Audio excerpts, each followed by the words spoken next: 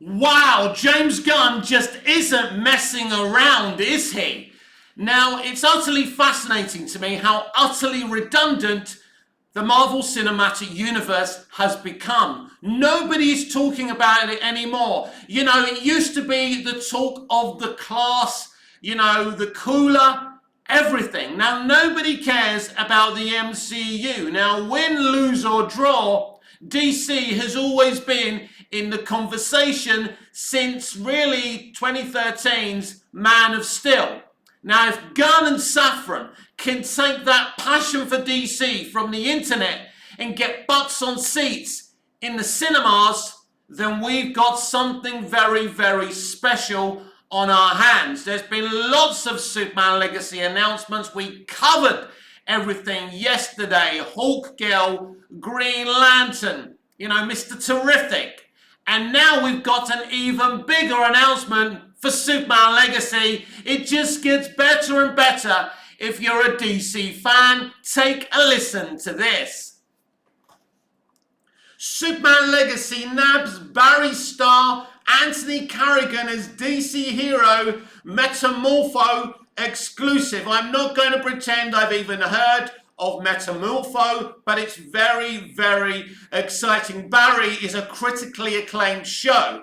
Anthony Carrigan is a critically acclaimed actor. In fact, he was in Gotham. Now, I loved Gotham. I can't remember who he played. So if you do remember who he played in Gotham, please drop it down in the comments.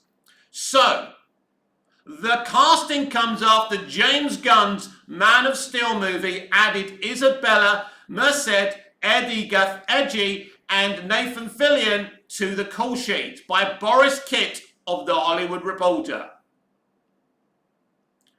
After finding his Clark Kent and Lois Lane, James Gunn is moving ferociously to populate his metropolis with a berry of other DC heroes for Superman Legacy. Anthony Carrigan, fresh off an Emmy nomination for his standout work in HBO's Barry, has been cast as classic DC character Metamorpho, aka archaeologist turned hero Rex Mason. He joins the feature that will formally launch DC's new universe under filmmaker Gunn and his DC Studios co-boss Peter Safran. Also on the call sheet are Isabella Merced playing Hawkgirl, Edie Kafegi as Mr. Terrific, and Gunn stalwart Nathan Fillion as Macho Green Lantern Guy Gardner. Those castings were announced on Tuesday. Sorry about this, my phone's playing up. The deals are being made in the shadow of a looming strike. A SAG-AFTRA strike could commence as early as midnight, July the 12th, and if that were to happen, any negotiations between representatives and studios would stop like a speeding bullet hitting Man of Steel's chest. So what's the date today? It's the 13th today, so I'm assuming there's still not a SAG-AFTRA strike at this moment, which is good news. We don't want one. I'm confident they will reach a deal. Damn, this phone is really playing up. Please bear with me. Gunn made some of his choices some time ago, but was waiting to pull the trigger on deals or reveals until after he found his Kent and Lane. Screen tests for those roles were held only a few weeks ago, with David Corenswet, Pearl and Rachel Brosnan, the marvellous Mrs. Maisel, being announced as nabbing the leads on June the 27th. Speaking with The Hollywood Reporter following his Emmy nomination, Carrigan, who has he has a condition which means he lost all his hair, alopecia, explained that he had Metamorpho on his radar before getting the role. I like comic books, but I'm not a diehard, but I did, when all my hair fell out, go through the kind of pantheon of all these bald superheroes and supervillains and made note of all of them. Carrigan said, I remember seeing Metamorpho and I think he had like a giant like hammer for a hand And I was like, that guy's badass. Noted, well, I stole that one away. Carrigan said that playing the character is meaningful as a member of the alopecia community. This character, from what I've learned of the source material, he didn't like the way he looked, and I can really relate to that. The actor added, you know, when he got his powers, he thought it was a curse. That's something I really felt, as in my case, I turned it around and saw it as a blessing. So I'm excited to bring that to the table with this character. Well done. Legacy has a release date of July the 11th, 2025, and Gunn is still expecting to shoot early next year. The filmmaker is directing and wrote the script, which showcases a world already filled with a slew of superpowered heroes at the time of Superman's arrival. Metamorpho, created by Bob Haney and Ramona Fradon in 1965, can transmute elements in his body into various forms, taking those properties on as a power. After first being an archaeologist, his abilities set him on the path of heroism. He later became a detective and a founding member of the supergroup known as the Outsiders. The wonky look and the abilities of the characters seem to reflect Gunn's well-established love for off-center characters who he finds unique ways to highlight and who go on to be scene stealers or emotional cores. Carrigan played a fan favourite Know Who, Hanks, for the complete run of Barry HBO's beloved dark comedy that has racked up 50 Emmy nominations for its 4 seasons, the last of which wrapped in May. Carrigan earned 3 Emmy nominations in the Outstanding Supporting Actor in a Comedy Series category over that time, as well as 4 SAG Award nominations. In the movie space, the actor appeared opposite Kevin Hart in the 2021 comedic drama Fatherhood, and with Keanu Reeves and Alex Winter in 2020's Bill and Ted Face the Music. He will next be seen in Winter's murder mystery film The Adults alongside Evan Rachel Wood and Josh Gad. Wow. So, yes, Metamorpho is a very, very interesting character, originally from the group The Outsiders. Does this mean that James Gunn is also going to develop The Outsiders that I know nothing about, but they do sound like a very, very interesting concept? So yeah, James Gunn is cooking. James Gunn is wasting no time. And you know, it's very, very interesting because obviously a certain group of fans are trying to spread fake propaganda about what James Gunn is doing here. It's over bloated. I thought this film was supposed to be about Superman and Lois. So James Gunn is someone who stands up for himself. He came out and shot down this propaganda instantly. And saying this, I don't introduce characters in my movie to set up the next movies. They're in here because they're a very important part of the Superman and Lois Lane story. And make no doubt about it that Superman and Lois are the protagonists in Superman Legacy. So he shot down that propaganda instantly. It's not going to be an overstuffed, it's not going to be an overblown movie. You know, all movies have different characters, not just the leads in them. I expect Gunn to be smart enough not to oversaturate this movie, but as we discussed yesterday, this is going to be a living, breathing DC universe. Superman Legacy, yes, is a Superman movie, but it also introduces this new universe. So great pieces of casting in the past few days from James Gunn, and this is just the beginning. So he's been saying some very, very interesting things. He was asked about Jason Momoa playing Lobo in the DCU. Make of this what you will. He said, in my universe, one actor will not be playing 2 characters. So some people are saying he's saying that Jason's not playing Lobo. No, let me repeat what he said. He said, in my universe, one actor won't be playing two characters. It's clear to me, after Aquaman and the Lost Kingdom, that Jason Momoa will no longer be playing Arthur Curry and will be playing Lobo. I believe he's playing Lobo. I think that was always the case. I believe Lobo will be in Superman Legacy. I think that type of announcement's going to have to wait until Aquaman and the Lost Kingdom. They've learnt their lesson. The last thing they can do right now is start, talking about Jason Momoa playing one character in DC Universe, meaning that Aquaman and the Lost Kingdom is a redundant movie. It is in terms of franchise building, but let me be absolutely clear. We need to get back into the habit of watching a movie for that movie, because that's how I grew up watching movies. So I'm looking forward to Aquaman and the Lost Kingdom for Aquaman and the Lost Kingdom, because I'm a big James Wan fan. He makes beautiful, stunning content, and I can't wait to see that movie.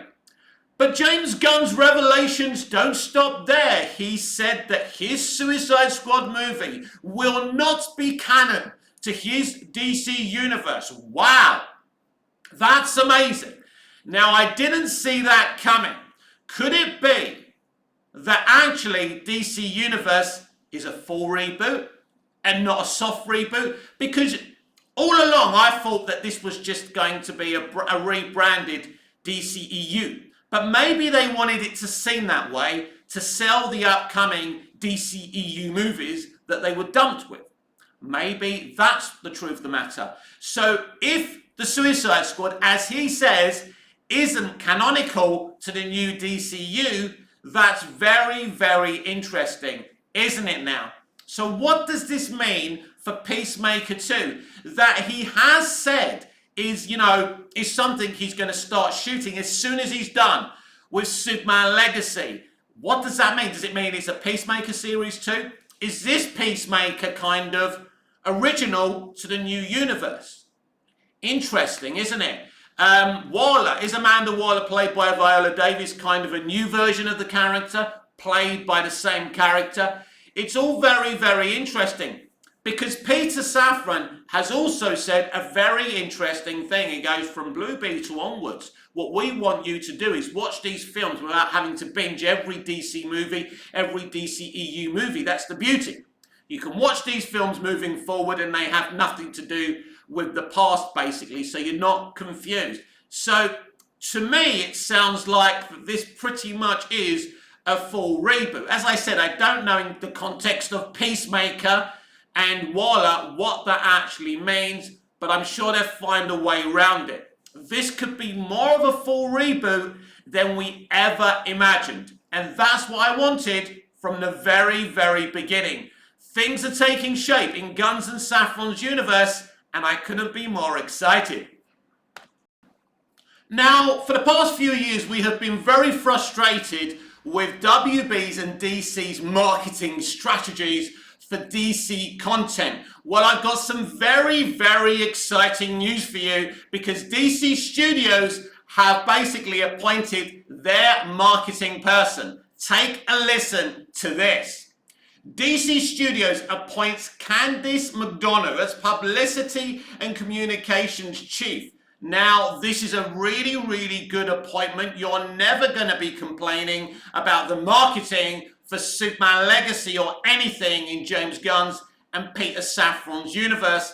Candice is a great appointment. I know of her very, very well. So DC Studios, a studio that doesn't seem to have many people working there, is starting to appoint people, and this is very, very exciting. And it's about time too, so let's give this a read.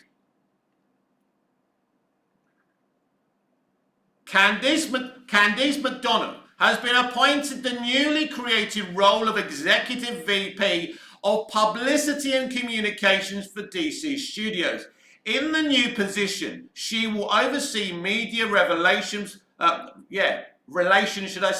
publicity, as well as external and employee communications. McDonough is moving from parent company Warner Brothers Film Group, where she led communications for more than 5 years. She will report to DC Studios co-chairman and CEOs James Gunn and Peter Safran. So the beauty here is that they're in charge. So, you know, basically, if they don't like what she's doing, they're going to make sure things are marketed in the right way.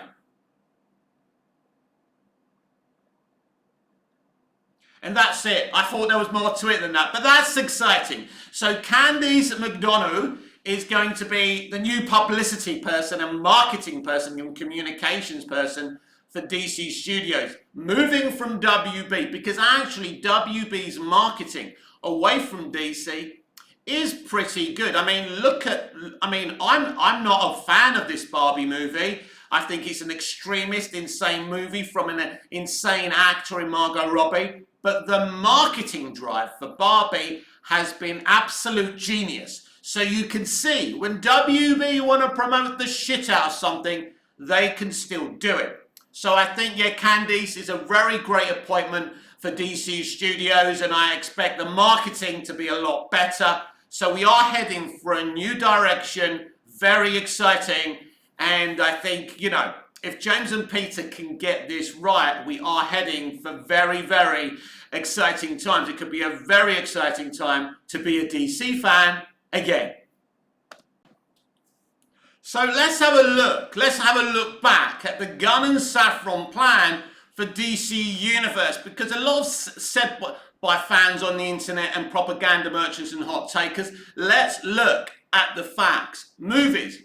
Superman Legacy, set to open on July the 11th, 2025. Superman Legacy will mark the start of the DCU, as Safran put it, but will not be an origin story of the proverbial Man of Steel.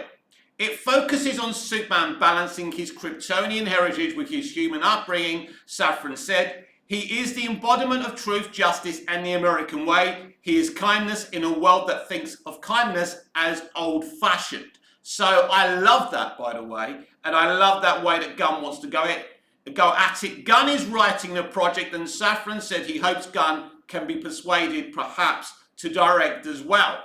Now, I'm looking back at the original synopsis because I think this is interesting. So originally, James wasn't sure if he wanted to direct this movie, which kind of led me to see this as a problem. And then eventually, he did agree to direct it. I'm sure he understood if somebody else directed it, it wouldn't be the movie they needed it to be. So this is going to be very interesting, that maybe he needed his wrist twisting a bit to direct this movie, and we'll see if that's, you know, we'll see if there's any negative elements of that. I hope not.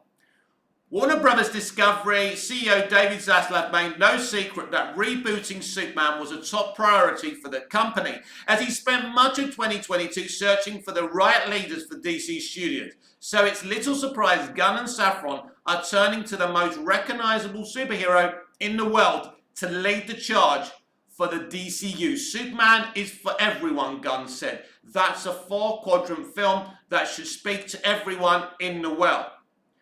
Now, actually, I've got another piece of news looking at what's said underneath here. A separate Superman movie produced by J.J. Abrams through Bad Robot and written by Ta-Nehisi Coates remains in development and would exist outside the DCU.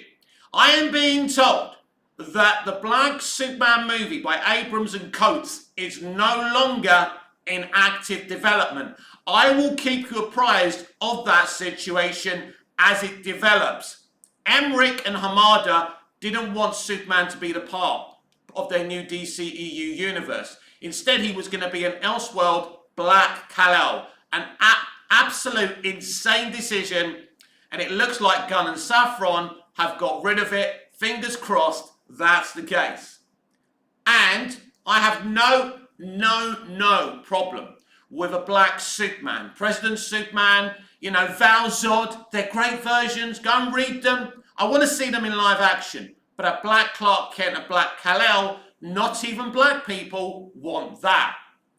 Right, so the next film on their radar is The Authority.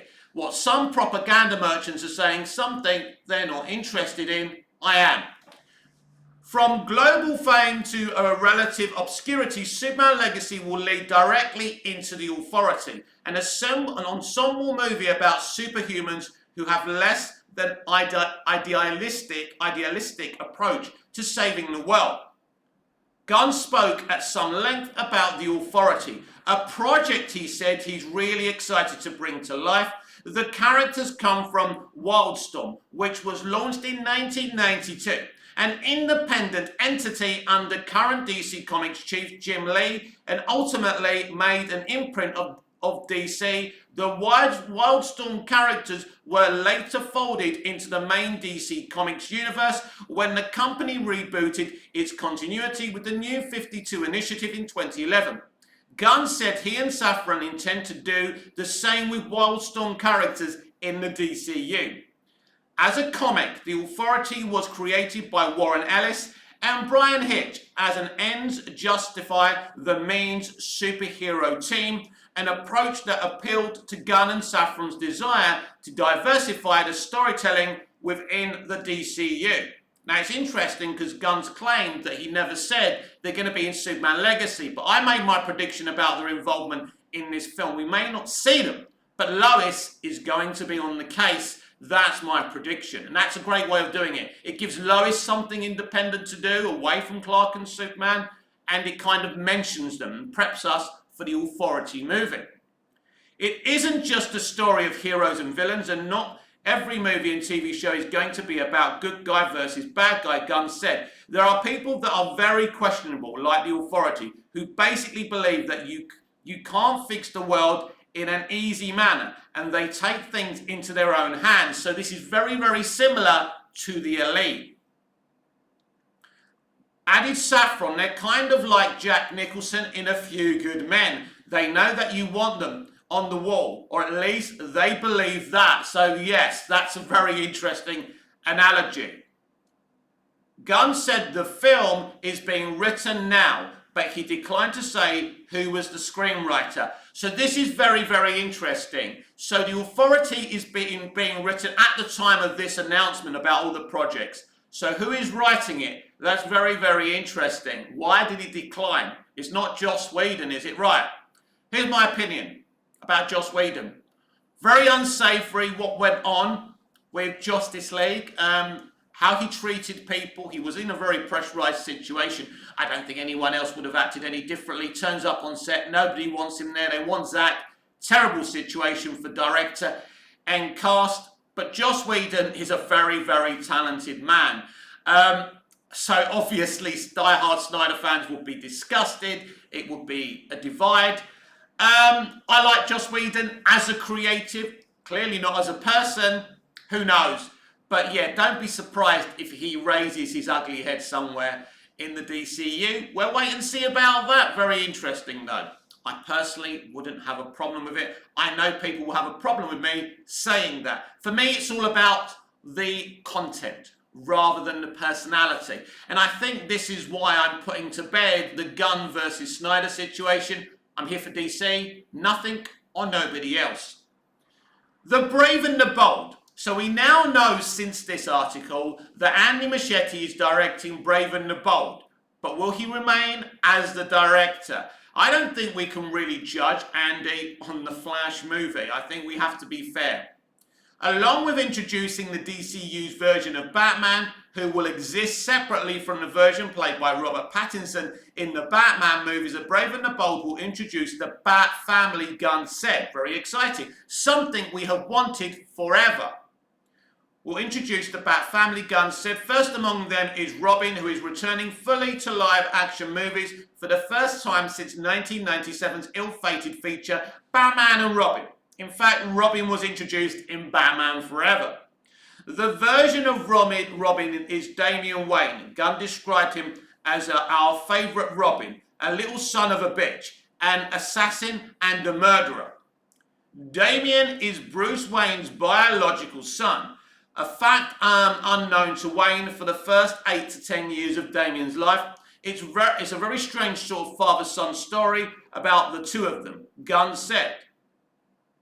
The project is based on the run of Batman comics authored by Grant Morrison, who Gunn said was exceptionally influential on the DCU. And if Grant Morrison is influencing you on the DCU, which many diverse writers have influenced Gunn on DC Universe, you can't really go wrong. This is exciting. He's looking at comic book writers. He's consulting with comic book writers, and that is very, very important. The other comic comic writer Gunn mentioned by name was Tom King, who participated in the DCU writers' room and leads right into the next feature project. So Tom King, who is a bit of a controversial DC Comics writer, I will be honest about that, is consulting in the writers' room. But he is a comic book writer. He's an iconic comic book writer, and not everything he's done is bad or divisive. Let's be clear about that. But we live in a very polarizing society who only see this politically, and that's a shame. Supergirl, Woman of Tomorrow. This is one of my most anticipated projects in DC Universe. So, based on King's comics run of the same title from 2021 and 22, Woman of Tomorrow features Superman's cousin, Kara Zor-El, who, as Gunn explained, is a very different type of Supergirl. We see the difference between Superman, who was sent to Earth and raised by loving parents from the time he's an infant, versus Supergirl, who was raised on a rock, chip off the Krypton. Say that again. Supergirl, who was raised on a rock chip off of Krypton and watched everyone around her die and be killed in terrible ways for the first 14 years of her life. So basically, she was just sitting on a chunk of, Krypton, as the whole planet was destroyed and she watched her people die. So she's really fucked up in the head. She's mentally traumatized. So it's a very interesting way to go at a young female character as well. Gunn called this Supergirl much more hardcore through King's series also involves Krypto the Superdog. So we may not see Krypto the Superdog in Superman Legacy, but we will see Krypto and Supergirl, Woman of Tomorrow. Very exciting. Now, Swamp Thing is another one I'm really, really looking forward to. Easily the most extreme example of Gunn and Safran's conviction to diversify the DCU, Swamp Thing will investigate the dark origins of Swamp Thing. Safran said, through the prism of horror. By the way of explaining further, Gunn referenced the initial reactions to the Guardians of the Galaxy joining the Marvel Cinematic Universe and initial questions about how Rocket Raccoon would work standing next to Thor. That mashup quality wound up being one of the highlights of Avengers Infinity War and Avengers Endgame, Gunn argued. Gunn said they're one-upping that approach with Swamp Thing. This is a much more horrific film, but we still have Swamp Thing interact with the other characters, he added. Wow. So this is their plans for television. Now this is meant as a reminder to you of what they're planning, because there's a lot of shit talk on the internet, because I always said when I first heard this plan, I think the plan is a very, very good, solid plan, but it's all about execution. We have to wait and see. It's just words on paper, on a computer, on my device right now. I get that. So, Creature Commandos. The animated series for HBO Max is the very first project greenlit by Safran and Gunn, who has written every episode. The show is already in production. The Creature Commando characters were first launched in 1980. The premise features Frankenstein's monster teaming up with a werewolf, a vampire, and a Gorgon to fight Nazis in World War II. It doesn't appear that Gunn's version takes quite the same approach. Weasel, one of the characters from Gunn's 2021 film, The Suicide Squad, is one of the commandos along with Rick Flag's father, Rick Flag Sr. Now this is very, very interesting because Gunn's already said, and I don't know if he's been quoted, we spoke about it earlier, Gunn's already said that the Suicide Squad movie he made isn't canon to the new DC universe. So this Weasel probably won't be the Weasel in that film. Do you get it? Rick Flag Sr. probably won't be the father of Rick Flag from the DCEU. Interesting. So, yeah, I think this is a proper full reboot, if you ask me.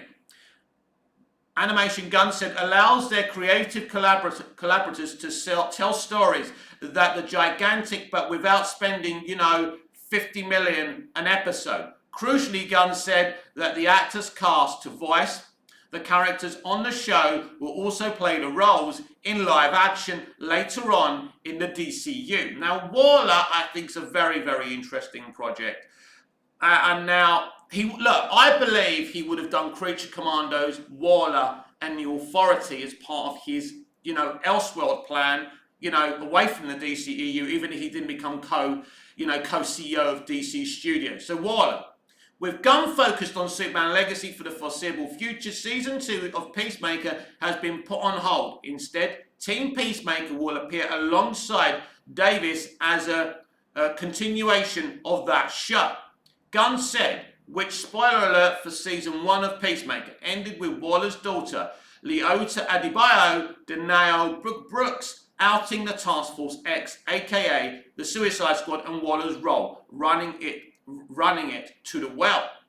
Along with Crystal Henry, who was part of the DCU writers' room, Waller, will be executive produced by Jeremy Carver, who created the beloved DC series Doom Patrol. Jeremy Carver is a very talented guy. Hopefully he writes some of that as well, which was recently cancelled by HBO Max. Yeah, that's a shame. And there's been a controversy about the final season, the final 6 episodes of Doom Patrol. And basically, James Gunn was asked on Twitter by people like Boba Talks, what's going on? Where are these episodes? And he went straight away and found out, you're going to get these episodes, just be patient. And that's the great thing about James Gunn. That's real leadership. They are crushing it, Safran said of Henry and Carver's work on Waller. It's just the greatest show ever, Gunn added. But both Creature Commandos and Waller are expected to debut before Superman Legacy. Safran called them the aperitif, whatever that means, for the DCU. Lanterns. Now, this is the Green Lantern show. Of all the TV series Safran and Gunn seem most excited for, Lanterns, which Safran described as a huge HBO quality event that is very much in the vein of True Detective.